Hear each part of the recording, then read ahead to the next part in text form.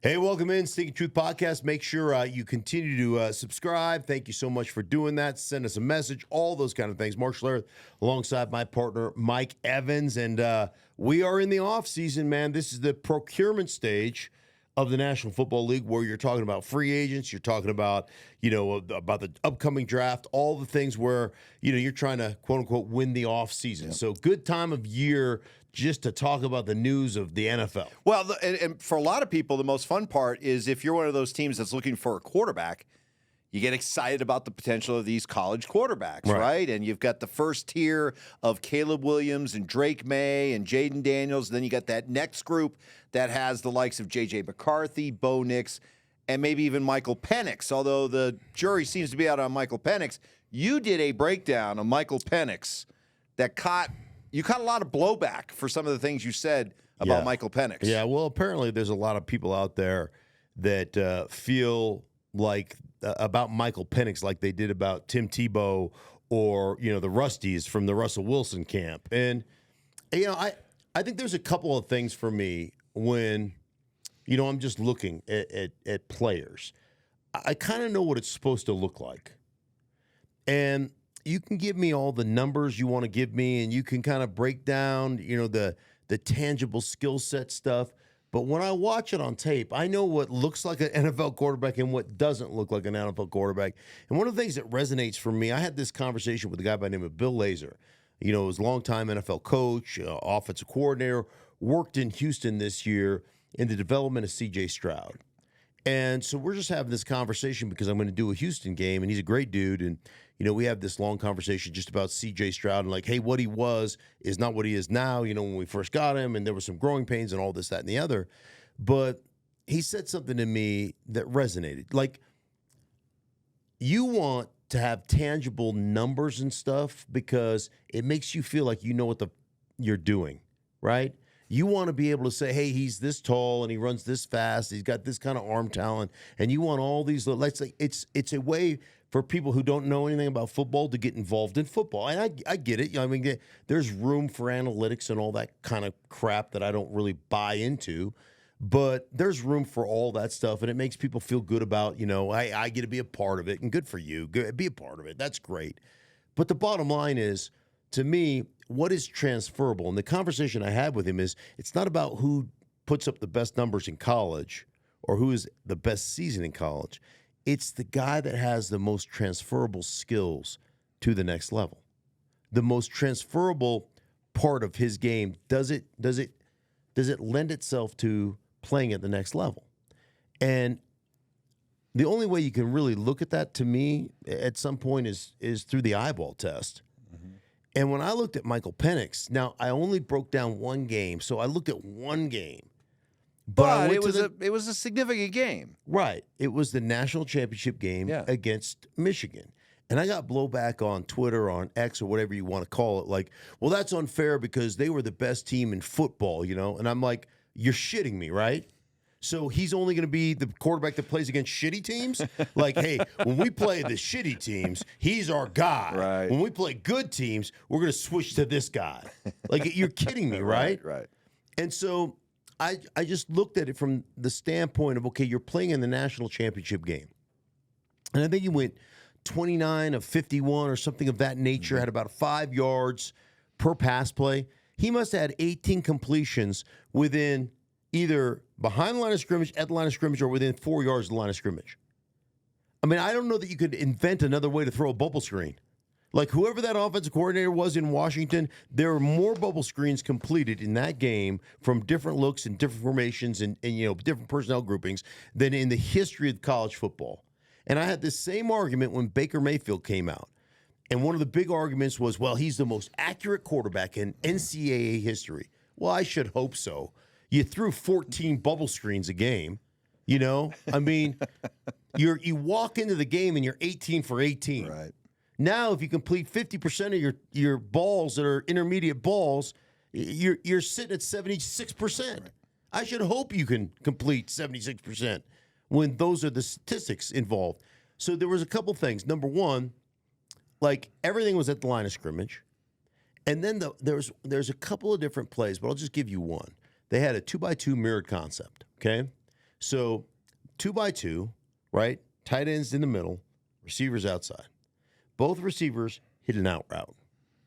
Both inside guys with the single high safety leaning toward the guy on the right-hand side. Both guys ran seams, okay? Your first look was to the left to the guy running the seam. The overhang defender basically buzzed out, meaning he's going to play curl flat, right? So you're playing cover 3. There's no question. I mean, I can see it like that. Single high safety, bam, he buzzes out. We're playing cover 3. It's zone. Both linebackers were in A-gap walk-up, right? Double A-gap potential blitz. So meaning that the linebacker on that side's got to carry the seam. That's his responsibility. How in the hell are you going to carry the seam when you're in the A-gap walked up? The answer is you can't. So that guy runs, the overhang defender buzzes. Michael Penix looks at him. It's a wide open 30-yard gain if you just throw it. What does he do? Takes the 6-yard stick route on the outside, the 6-yard out route. You have a line that you use a lot about what's open in Yes. or it's covered in college versus what's right. open in the NFL. What's completely covered in college is wide ass open in the NFL. Right. And you bypassed that throw. Now, there's a little bit of a layering to that throw, but if you complete it, it's 30 yards and you're in the red zone. If that guy makes the safety miss, it's a touchdown. And you bypassed it. Shit like that is like, you can't play for me. So it's the little things that you look at, like on TV. If you watch the TV copy, you're at home watching the TV copy, you're like, hey, man, that's a great throw. Perfect on the out, outside shoulder away from the cornerback who's, dropping out, but still perfect. Everything mechanically is perfect. It was great. I look at that. That's a minus for me. It's a worst throw. That's a worst decision you could possibly make. And then lastly, I look at Penix and I'm like, that arm slot? I kept hearing about his arm talent, this, that, and the other. He's I mean, well, he's left-handed, but yeah. Okay. He's going to get 14 balls a game blocked in the NFL. I just like, hey, man, you can take him with your pick, but I ain't touching him with mine. So when you talk about transferable skills, so for everybody out there watching, what should they be looking for with these college quarterbacks when they look at the highlights or watch a game that they've recorded? What are those transferable skills that you're looking for, that they should be looking for? Like, one thing that's hard in college is there's so much spread, right? So there's a lot of static formations, 3x2, 3x1, the wide side of the field and all that stuff. So transferable skills. Can you make a throw in a tight window? Can you make an anticipatory throw? And can you read through a progression? And progression passing is not something there's not a lot of college football teams that do that. Like, a lot of times you'll get into a situation like, let's say you're in 3x2 and you spread the whole defense out. Remember, wide side of the field in college football has got about 12 more feet or 4 more yards of real estate because of the difference in the hash marks. Yep. So you run a slant in college football and like you complete it and it's just wide ass open because they're playing some type of zone. Like, let's not sit there and go, oh my God, this guy is great. Like, one of the things I go back when I was really covering the draft for ESPN back in a long time ago. And I remember I went up to NFL Films and I spent 3 days sequestered in NFL Films where I had all the college tape. And so I was looking at all the first and second round guys, at every position. And I remember Matt Leinart was coming out, and Matt Leinart was a very, big-time prospect. And I was like, dude, you can't pass by the first read in your progression, which is a seam route that's wide-ass open, and you decide not to throw it, and then swing it out to Reggie Bush, and he makes 14 people miss and goes for 65 yards, and you're 1 for 1 with a TD and 65 yards, and everybody says how great you are. That's not great. Like, if the first read in your progression is a tough throw and you bypass it, like if you decide not to make tough throws in college football because there's something else wide open, it's the first read you should make in your progression, no thanks. And then you go back and you look at just like, I'll give you, for instance, I'm talking to the Niners. I'm doing a Niners game, and we're talking about Sam Darnold. And I have a vested interest because I live in a city in Denver that needs a freaking quarterback. So I'm wondering about the football rehab. And here's a guy that's been in the league, what now, 4 years, Sam Darnold, something like that, in 2018. 2018 draft, yeah. So 2018, 2019, 5 years. 2020. Okay, this is the 5th year. So he comes into the Jets, spends his time with the Jets, 3 seasons or whatever it is, gets traded to Carolina. At the time, Carolina's got Matt Rule. Then Matt Rule gets fired, Steve Wilkes takes over, and Ben McAdoo takes over as his offensive coordinator. So that's late in the 2022 season. That, call it 8 games, was the first 8 games in Sam Darnold's career that he was in a progression passing system. So here you have a guy that has all the tangible skills to be great, and he's an intelligent guy that was never truly ever put in an NFL offense. Right. And so it's things like that you have to kind of look at. And so that's what I'm trying to see. And that film against Michigan, I don't care who you are, that film against Michigan was horrible. It doesn't make me an expert. It just I look at things and go, he can play. Like I could go down, and this is honest to God's truth, and I think most players could do this. I could go throughout a practice, my first practice of the preseason, like the first mini camp. Yep. And I could pick the roster to within 2 or 3 guys every single year. I just watch a guy move and go, that dude can play. That dude can play. He don't have a chance. He sucks. You know? Well, tell the story. It goes back a ways, but go back to your days in Washington. Drafted 2 guys, one 4th or 5th overall, one in the 7th round. Well, you can say the names. You said them before. No, I will tell you. Okay. I'm going to get to it. We do the very first practice of minicamp. And so the starters go. John Freeze was our starter. It's 1994, I think. And then we sit out, and we repeat the 20. So we've already done the 20 plays, right? So we repeat the team period, another 20 plays. So we're just watching. I'm standing along with Riley McKenzie and Ed Simmons and just the offensive line in general. I think Bostic was there. And or was Bostic retired? I don't know, but whatever it was. And watched about 15 plays of team, about ready to wrap it up. I turned to one of my buddies, I think Raleigh or whoever, and I said, I'm telling you right now, mark my words.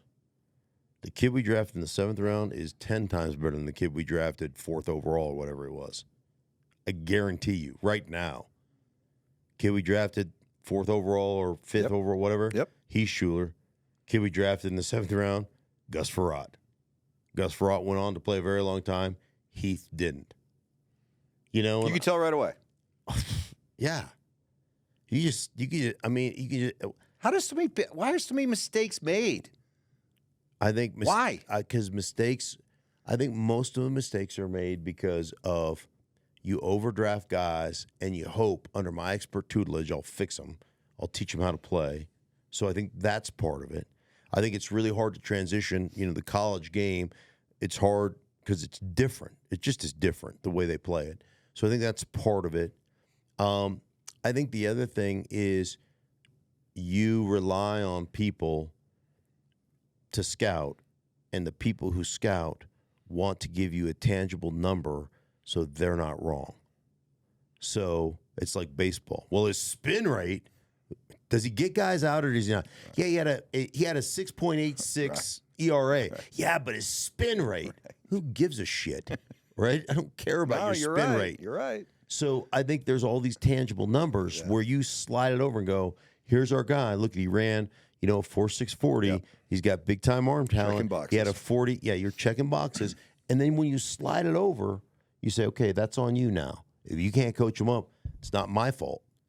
And so everybody's got, instead of just putting it out there, right? Everybody wants that fallback scenario. Job preservation. Yeah. Just cover your ass. Yeah, I got you. So I think that's one of the things that goes on. But I'm telling you, you talk to any player who's played any length of time in the National Football League, and they'll tell you, man, you could see right away that guy was a player. Brian Mitchell should be in the Hall of Fame. Very first time he touched the ball, we're playing a preseason game against the Atlanta Falcons in Carolina, Washington Redskins, Atlanta Falcons. He gets in the game in the fourth quarter, return a kickoff. He's never returned kickoffs before. 99-yard house call. You're like, oh, yeah, that dude can play. Yeah. Like that dude. And you knew it in practice, though. You watch him in practice because he was a former quarterback. Should be in the Hall of Fame. He's one of the greatest special teams players in the history of our game. By the way, we just had one retire, Matt Slater, after 16 years for New England Patriots. Belichick calls him the greatest special teams player in history. Yep. Think about that lineage. You know, we talk about the Matthews all the time. Jackie played for 20 years, his father. Matthew just played for 16. Mm-hmm. Dude, that's some football genes right there. That's some genetics, man. Well, so hopefully now all of you who were told at the beginning of this podcast that you know nothing about football, now you have been educated to the point that when you look at these college quarterbacks, you now know what to look forward to. You have been educated. Yeah, probably not. You guys probably still don't get it. But you know what? Look at the completion percentage. Yeah, this guy's so accurate. So when Josh Allen came out, I liked Josh Allen a lot. Yeah. And people were like, well, his completion percentage. I go, have you ever been to Laramie, Wyoming?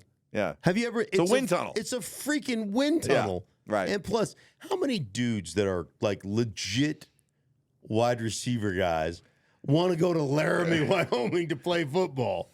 No offense, Laramie, but you are windy.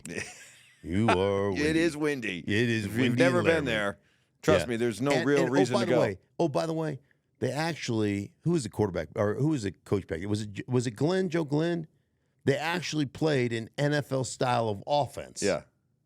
So something else to look forward to is transferable. Yeah, that like do you play? That's why J.J. McCarthy, at least I know he played with tight ends. He played with a fullback. He played in a progression style of offense. It wasn't just all spread stuff.